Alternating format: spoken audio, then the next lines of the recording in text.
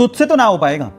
अगर ये लाइन सुन के आपका कभी भी अपने आप पे डाउट आने लगे और आप अपने लक्ष्य को छोड़ने का सोच रहे हो, तो आज की कहानी आप अपने दिमाग में रखना, बहुत हिम्मत देगी। तो हुआ कुछ यूं कि एक जंगल में एक बरगद का पेड़ था और उस पेड़ पे चील ने अंडे दे रखे थे और उसी पेड़ के नीचे जंगली मुर्गी ने भी अंडे दे रखे थे। एक दिन हवा का बहाव आया और एक चील का अंडा नीचे गिर के मुर्गी के अंडों के साथ मिक्स हो गया। अब समय बीता, अंडे फूटे, वो चील का बच्चा भी बाहर आया, पर वो तो मुर्गी के अंडों के साथ था। अब वो ये सोचते हुए बड़ा हुआ कि वो तो मुर्गी है।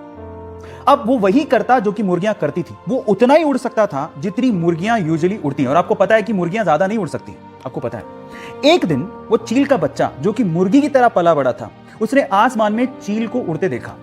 तो उसने अपनी मुर्गी मां को पूछा कि मां, वो पक्षी कौन है जो बड़े शान से उड़ रहा है?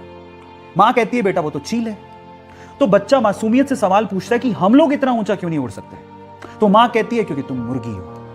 और ये सोच के कि वो मुर्गी है, सेल्फ डाउट में कभी उसने ट्राई भी नहीं किया ऊंचा उड़ने का और सिर्फ मुर्गी बन के वो जीता रहा और एक दिन मर गया। अब क्या मोरल निकलता है इस स्टोरी का पता है? लोगों ने कहा, आपने मान लिया। आपने ट्राई भी नहीं करा कि शायद मेरी सच्चाई कुछ और है, मैं कुछ और हूं, वो सोचा भी नहीं और सेल्फ डाउट में ही आप खत्म हो गए। गाइस एक बात बताऊं, जीत अगर सुनिश्चित हो ना तो कायर भी लड़ जाते हैं।